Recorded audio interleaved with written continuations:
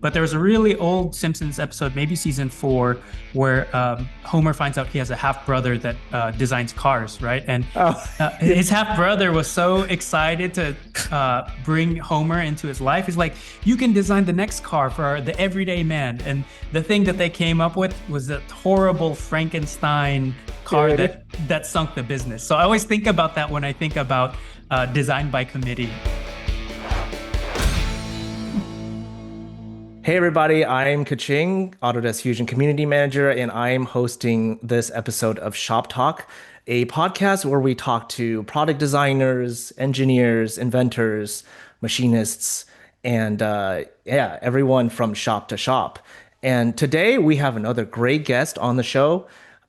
If you've been anywhere near the mechanical keyboard hobby within the last 5 years, you probably have heard him, seen his name, watched his video, or maybe even owned one of his products.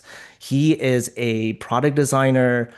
He is a great storyteller. He is also a branding expert and also a creative director and also a teacher. So he wears a lot of hats. And yeah, Matthew Encina, welcome to the show. Hey, thanks so much for having me. Yeah, this is great to be able to talk to you. I'll tell you this, when we said that we were gonna have you on this show, I literally jumped to the occasion. I like raised my hand. I'm like, I need to talk to Matthew because I've been following your work, and I mean, just being a keyboard nerd myself, like this, talking about that to someone who also understands is such a good feeling. You don't even know. Like when I talk about it with my friends, they're just like, okay, I don't know what you're talking about, man. I'm like, you gotta experience this. But no, I'm super excited to have a conversation. Yeah. Yeah, definitely. It's one of those things. Mechanical keyboards is such a niche little hobby. Yeah. Only few appreciate it, but I think most people appreciate it once they actually try it, right? It's Hmm. one of those things that's very hard to describe.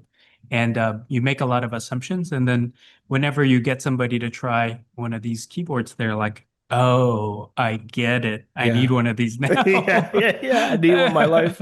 Where That's have they right. been in my life? Yeah, that's Exactly. awesome. Okay, well, before we get too deep into that, I do want to hear you talk a bit about how you got to where you are today. So, for our listeners who don't really know you, who are kind of new to this space, can you talk a little bit about your background and how you got to where you are now?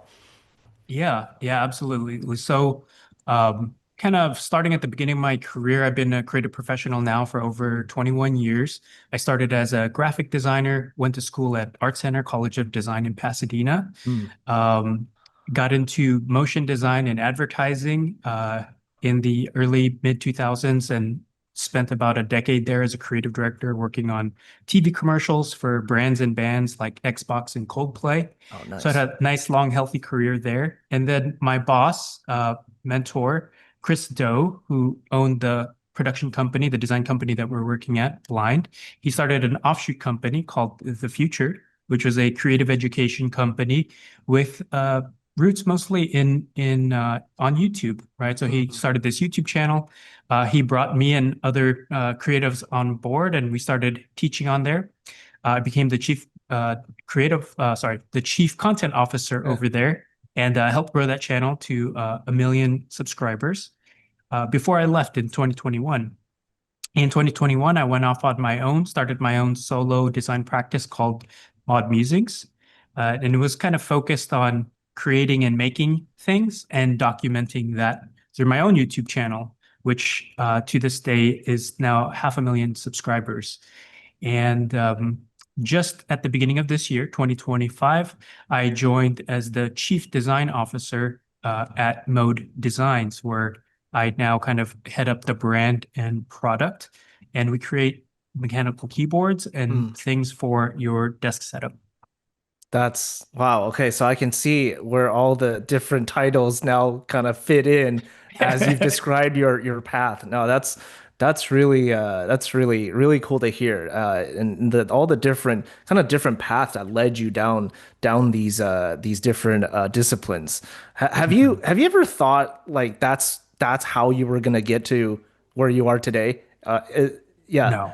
I no, I mean, I barely know what I'm doing next week, to be honest. Like, I'm not a long-term planner in that sense. Like, I have a good sense of my compass and which Mm, direction I should be heading, yeah, but where I'm actually heading to, I'm very open-minded to that, right? I yeah, just have a sense, that gut feeling is like, ooh, this direction feels good. And it feels good because I'm very passionate about the work that I'm doing. yeah, I enjoy the people that I'm around, the company that I'm kind of going with. And I'm learning stuff along the way. And I think those are all things that are kind of important to me. It's like joy, fulfillment, obviously revenue and income, and then just learning and doing new things. So yeah. that's why my path has taken the path it's taken. Is like once I've reached somewhat of a natural end to something, whether that be external or internal, it's like, you know what, I got to change things. There's something Mm. new for me. There's something else to discover. There's something else for me to learn. Yeah. That's awesome. And the one thing that I'm hearing is change, right? Which I feel like is also a good segue into your studio space. Mhm. So one thing that I've noticed in your work in kind of the videos you put out is you're very detailed but also very intentional storyteller. And you, when you talk about your studio and what you have in your studios or the change that you've done to your space, you're very intentional about it. You know, a lot of times when I look at like videos on YouTube where people are showing off their studio space, I will say some of them are more geared towards like, okay, I've got this cool piece of gear and I want to show it off, or like someone Mhm. sponsored me and I want to talk about this piece of gear, you know? Mhm. But I think it's different with you because you're very intentional in what your space allows you to do or allows you to enables you to be more creative or however that. Can you talk a little bit more about like the intention behind your studio? Yeah, absolutely.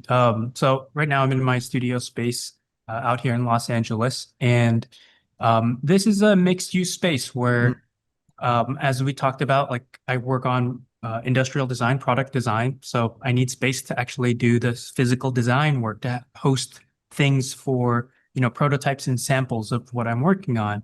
I need large surface areas to be able to sprawl all these physical things out and look at them and pick them apart and make notes and draw. yeah. I make content on all that. I document these processes. So I need to have nice, beautiful natural light, which I have these great 20-foot ceilings and 15-foot windows on one side of the space. And so I think about all of these things, right? Part of it is there's the functional aspect that helps me do my work.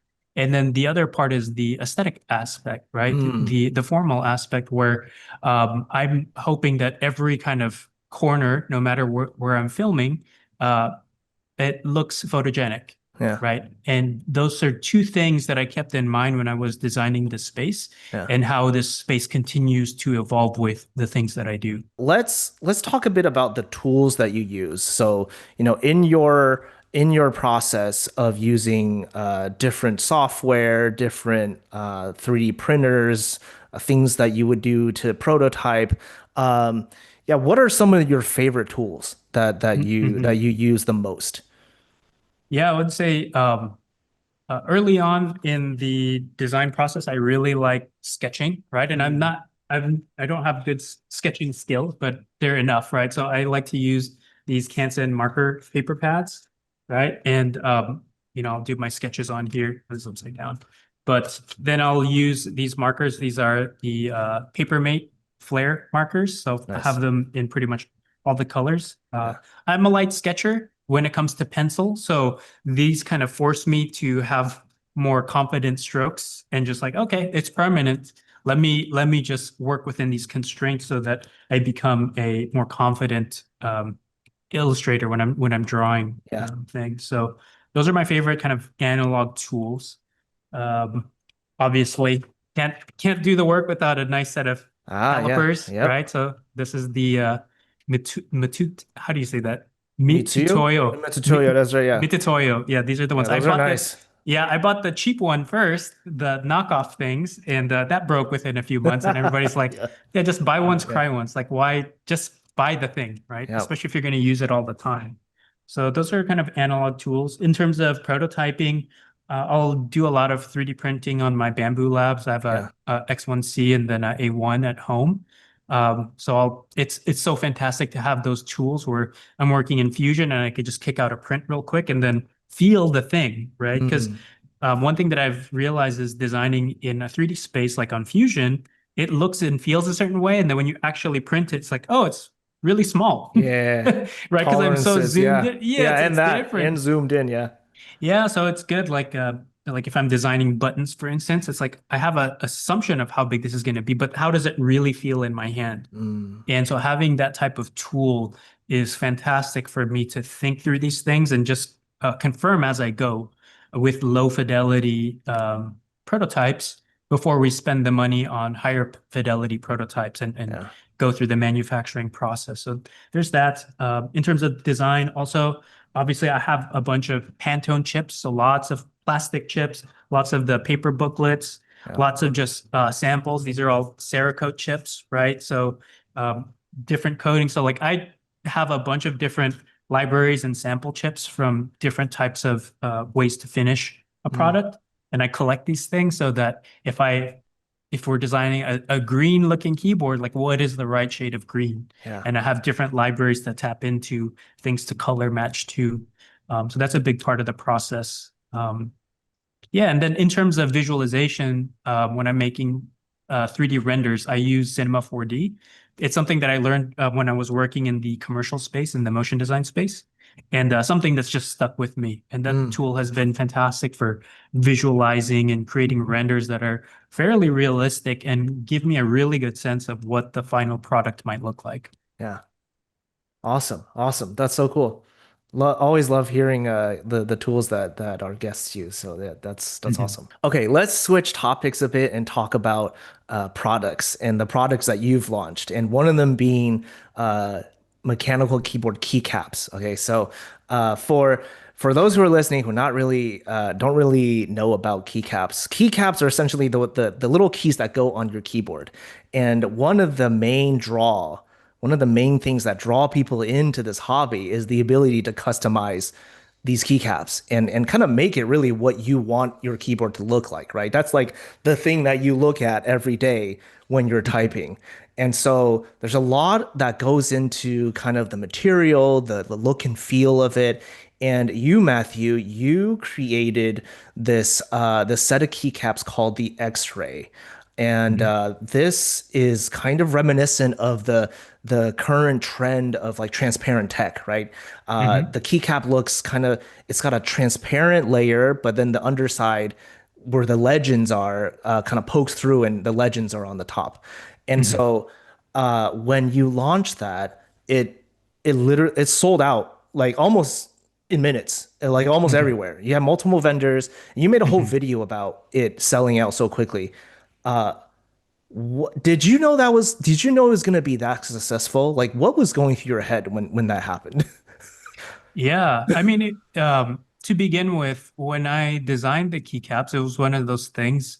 It was actually inspired by some these little earbuds that Oh I'm wearing yeah. right now. These are the Studio Beats Pro. I Yeah. had to buy this when I was actually I was taking a trip to Portland to visit my friends over at GrobeMade. Oh yeah, yeah. And yeah, and my earbuds had broken, so I was looking for a replacement. I saw these. I was like, "Oh, that's so cool."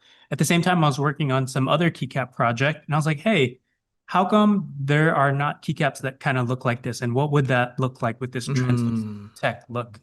And so I came up with this idea. I floated it to a manufacturer, somebody that I've developed a relationship with, and they were so into it. And after that point, we made samples. I took photos of it, put it yeah. on Instagram. It got a lot of hype. Uh, and I was like, wow, okay. Something that I kind of saw that I guess not many other folks saw. Like once you put that concept out there, you realize how many other people are into it, right? Are kind of craving this thing. So when we went to go sell the X-ray keycaps, and launch it, we made a good amount of volume, more than any of the other projects that I've worked on in the past. And I think even same with the vendors that I was working with. This was a pretty high volume thing that we all believed in the project, and we thought it was going to do well. So I was expecting it's going to last for a few weeks, a few months, maybe like a quarter at least. But it all sold out on the first day.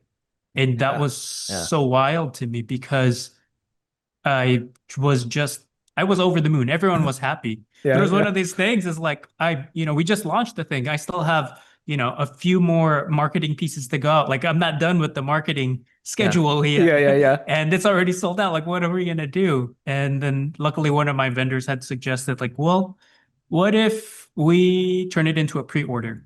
What if Oh, okay. we Yeah. we have so much momentum right now? What if we just all as vendors kind of go into our Shopify accounts, adjust this thing, and turn this into a pre-order? And then, working with the manufacturer, like, can we like start a new batch right Yeah. now? Yeah. And yeah, that's how that went. And it was so exciting. It was so fun. We did a second round that sold out. Yeah. And now we're on round three. And luckily, I think we made enough this time, and it kind of balanced out with the Yeah. demand a bit. So luckily, they're still available at most Yeah. most of the People are retailers. still hyped about it. Yeah. Yeah, yeah. It's one of those things where you just think like, okay, this will be enough. And Mm. it wasn't the first round, it wasn't the second round, but I think Yeah. maybe the third round was like, oh, okay, good. We can put this to bed, and then we can kind of think about the next project. Yeah. And you kind of want to build a kind of like a exclusivity, a sense of exclusivity too, right? Like you've done Hmm. a bunch of rounds and hitting an end kind of makes the people that actually got those feel like they've got something special, right? Instead of Hmm. having it always be available, then Hmm. then yeah, you kind of lose that exclusivity. Was the first round a in-stock drop? Was that an in-stock drop or was that a like a Yes. oh, it was. Yeah, Okay. it was in stock. So, I Oh, mean, wow. one thing about the mechanical keyboard space is there's a lot of Hmm. things that are pre-orders or group Hmm. buys or things that, you kind of have to invest into or just wait until they come out. Where this is one of those projects where everybody believed in it, so everybody put the capital up front to be able to fund this project, and so that customers could just buy it in stock the moment it dropped. And Gotcha. it, yeah, it did much better than we all expected. So we're Yeah. all happy about that. That's so cool, man. That's awesome. Yeah, I'll show you this too. So this is one of the factory. Oh, let me put over here. Oh, This is like the nice. factory product that we did, Fusion Factory product we did a few years ago. It's a macro pad, and you can see how it's also translucent, kind of based on the same idea. But Yeah. I feel like, arrived at it also independently unknowingly that you were also designing like the X-ray keycap. So Hmm. little fun thing to I show love too. that. Yeah. Uh, so another going further down the product discussion, another thing that you've worked on are now, having done keycaps, you've moved on to keyboards, Hmm. and how that subsequently brought you closer to Mode Design, which is the company that you're now at, Hmm. keyboard company. And you guys at the time collaborated on a number of keyboards. Hmm. This would be like the Sonnet, which is a 75% keyboard. For those listening who don't know what 75% is, it's essentially a keyboard that has all your function keys, but not the numpad. So there's no numpad, right? Hmm. So that's a 75. And then 65 is essentially a keyboard with no function keys. So just your alphas, your modifiers, but no function keys. So Hmm. you've done a 75% with a wooden inlay. You've Hmm. done a 65% called the Encore, also with some wood in it. Hmm. And at the time, that's never really been done before. Hmm. Like it was really novel to see when it came out to market.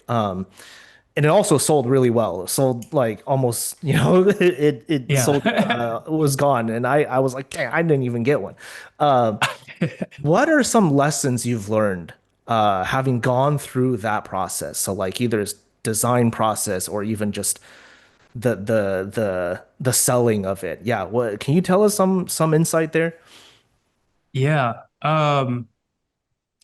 Well, I mean, I guess there's so much to cover. I'm Yeah. curious, do you have a more specific question, maybe about the design that I could focus on Yeah, yeah, yeah. and talk Maybe about. more about the mix of materials, right? Like Hmm. when we look at keyboards these days, a lot of them are just either like injection molded plastic or CNC aluminum.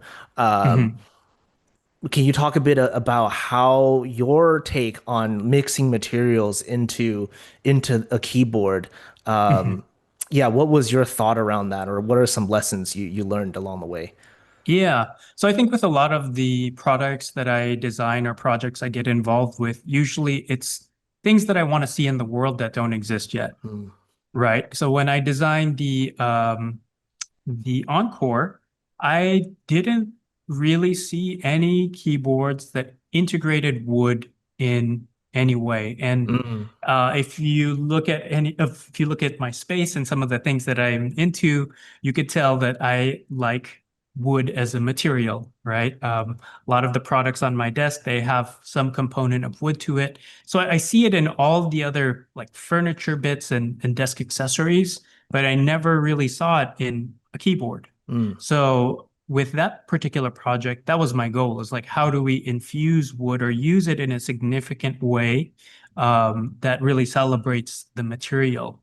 And so that was fun, but also quite challenging because with things like aluminum or any kind of metal, they're easy to machine and they're very stable. With wood, it's an organic material, right? And it has its own properties. It bends and warps, and no two pieces are exactly the same. Mm. So there's a lot of things that go into it. So part of it was thinking about aesthetically, how do I want the wood represented on there? And then the second half is now making it work. How does it actually stay on there? And then so this is the keyboard, and we could probably have some B-roll on the camera Yeah, too. So yeah, this yeah, is yeah. one of the additions of the Encore, right? So you can see here how the Hmm. face of it is made of. This version has white oak, but we also did some with walnut as well as maple, and just kind of figuring out how these all of these things combine together nicely, like minimizing gaps.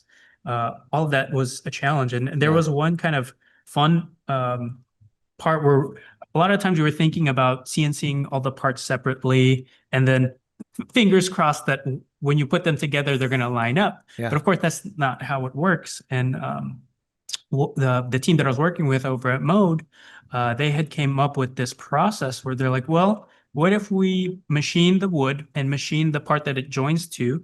We'll give the wood a little bit of excess, Mm. and then what we'll do is we'll combine these things together, and then we will sand this down so that the edges are flush.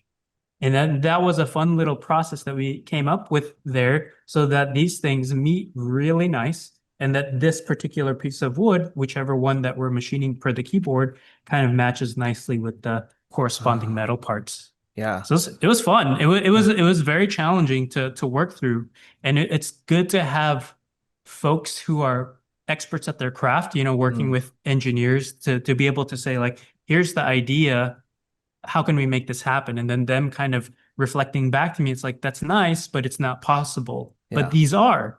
So how would you, as a designer, now think about this? So it was fun to just kind of pass the idea back and forth until it was something that made sense, that we were all happy with. Yeah. Yeah. Yeah. That process is also very similar to, I want to say, like software development.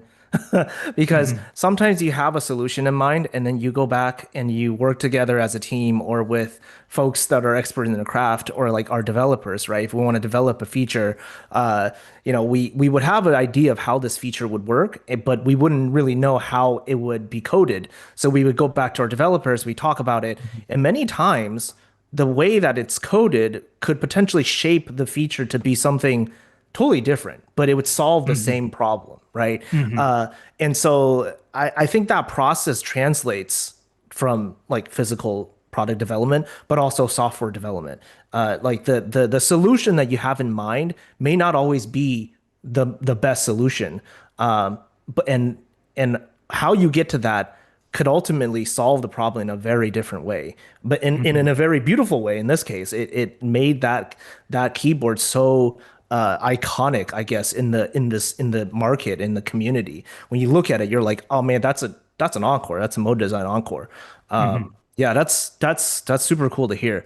Uh, is the wood that you guys used treated in any way? Like, how do you account for like if it deforms or whatnot? Like, has that been thought about? Yeah, I mean, with a lot of these projects, we just make sure that they're properly dried so the Yeah, yeah, moisture, if the moisture content is really low, then you wouldn't really have some of these issues, yeah, right? In terms of finishing the wood, we use Osmo poly oil, which is something that I've used on a lot of my furniture projects, something yeah. that I learned from the folks at Grove Made when I was Nice. working with them a few years ago.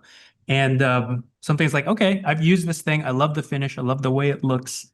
Um, and so, just developing the processes for that to apply on these things. So it was really Mm, fun to just see how some of my DIY projects fused into some of these more larger production projects that are meant for consumers. yeah, yeah, yeah. So it was really fun and but definitely a constraint. Like there are still challenges that come with this, and not every piece of wood is perfect, and Yeah. we'll have some challenges with a piece or two here, but those are things that we work through. We get them replaced if needed, but it is something that it comes up with the material, but it's the beauty of it, right? Yeah, yeah, If it yeah. was if it was so perfect, then it's I don't think it would be as there's a reason why people don't use wood in keyboards, Sure, sure.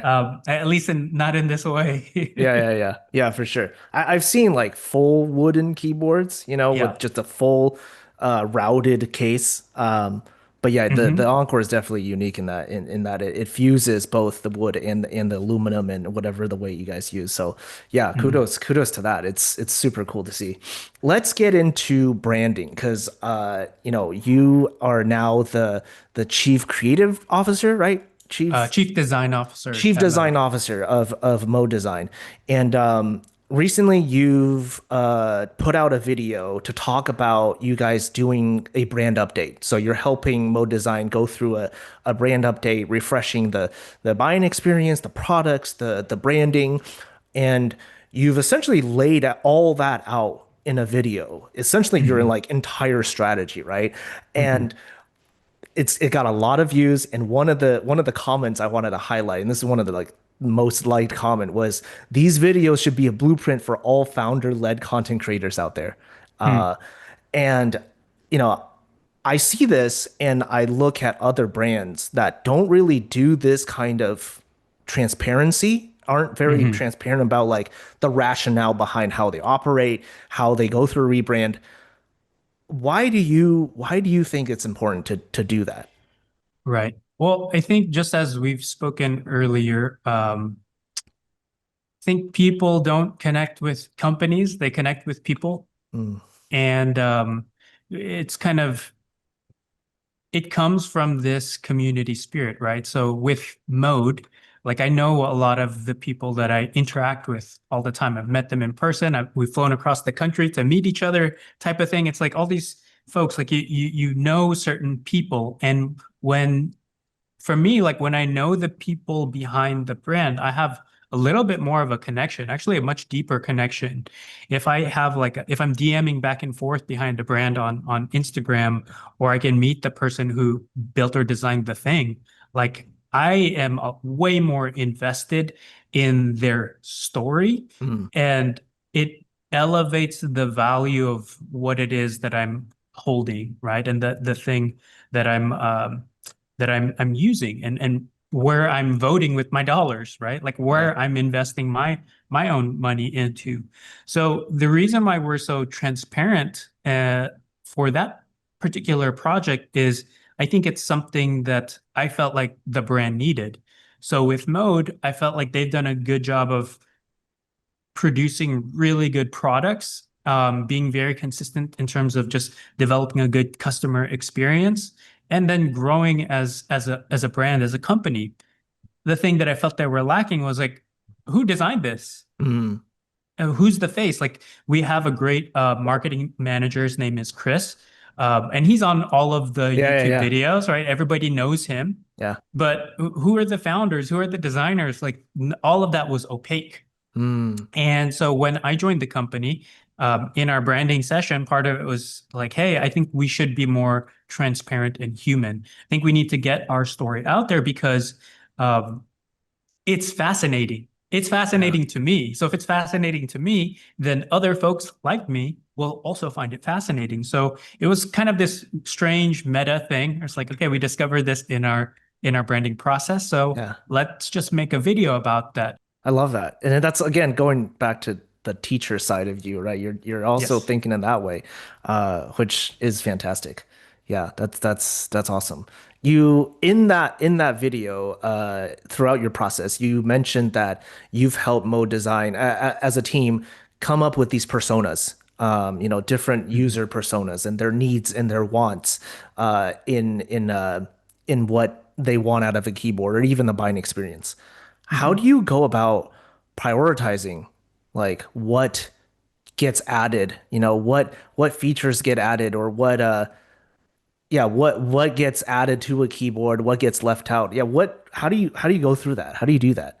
Yeah, it's interesting. So having a very expressive and opinionative community and giving the space for them to share with us. Like every year, we'll do an annual survey. So we did one Mm, in December, and we got a whole lot of feedback in terms of preferences, things they like, things that they don't like, things that we can improve on.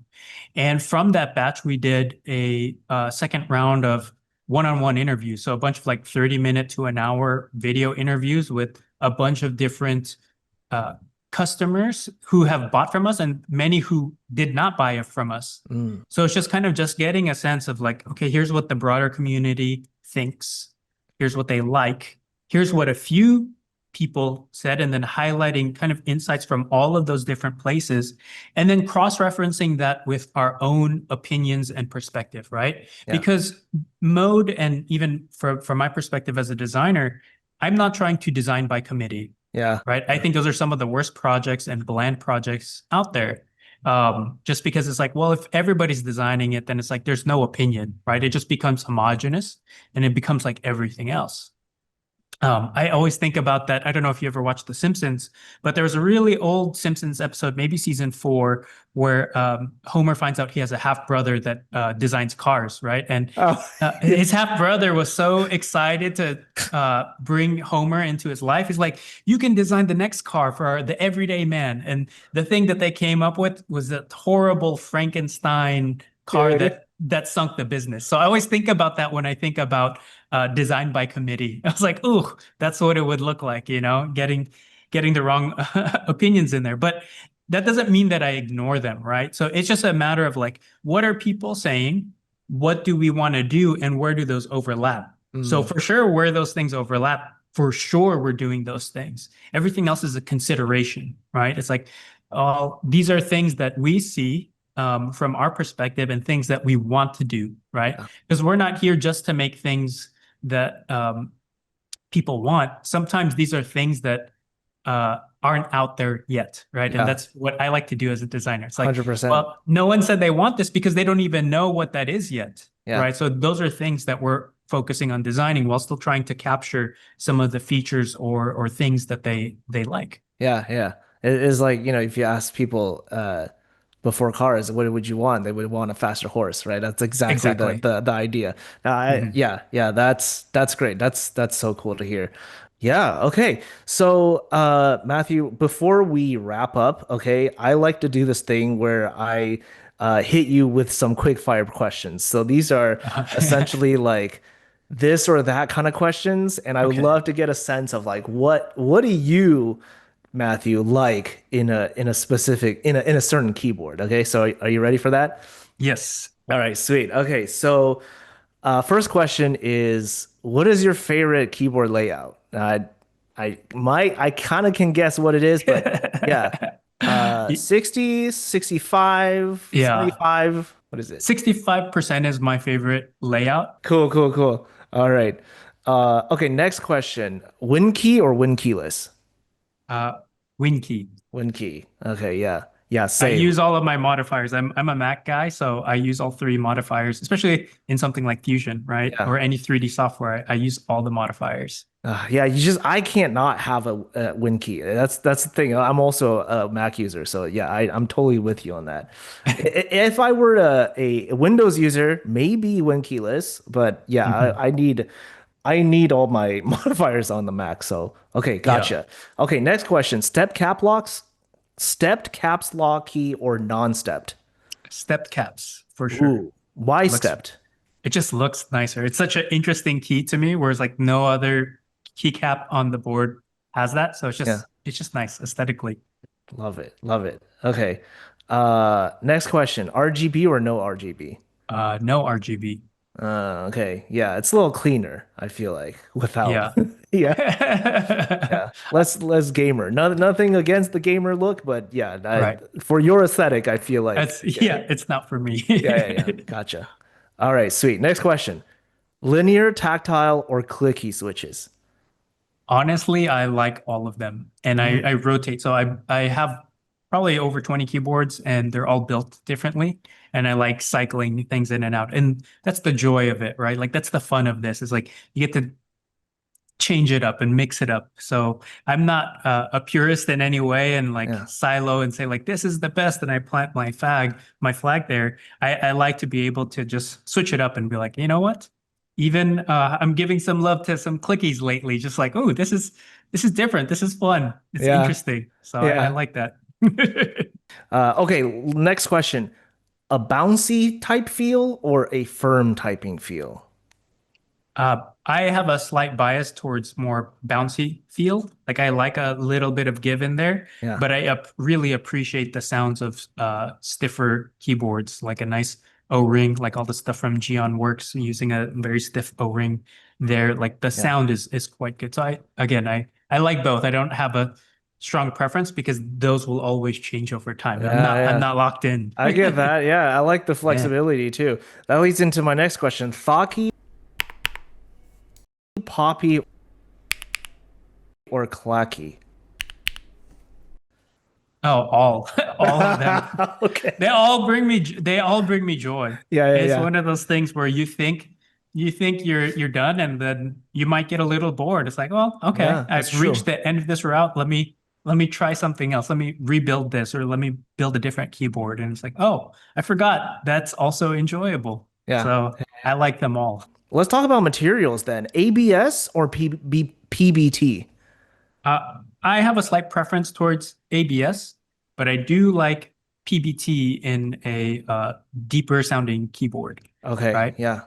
So Yeah, it for just the depends like what I'm kind of going for in terms of the plastic on the keycaps, right? Yeah. Okay, that was gonna say for those listening who aren't familiar with what we're talking about, ABS is the one of the plastics used in keycaps, and so is PBT. They're just different plastic materials. Let's talk about keycap profiles. Okay, so this is the shape of the keycaps. We're getting real nerdy here.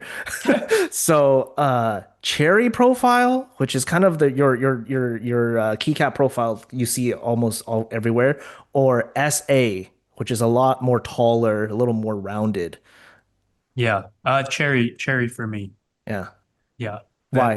that one's Why a little cherry? bit more definitive. I Yeah. tried the taller keycaps. Yeah. I'm not a fan of how they feel and Mm, how they look, where a lot of things that are based around the cherry spec and that cherry keycap height, it just feels a lot more comfortable to me, and I like the way that they tend to look. gotcha. Okay, last question in this quickfire series. Uh, knob or no knob on your keyboard? No knob on my keyboard. I've owned a few keyboards with knobs on there, and Yeah. it's just like, it's okay. Yeah. I I don't prefer the execution for a lot of how they Mm, look. yeah. Most implementations I think are a little too cheesy for me and excessive. And I Mm, only use it for volume anyway, and I just have a shortcut um, with my keys anyway. So yeah. me that's a little bit better. Well, Matthew, this has been awesome. Great to have you on the show. I loved our conversation.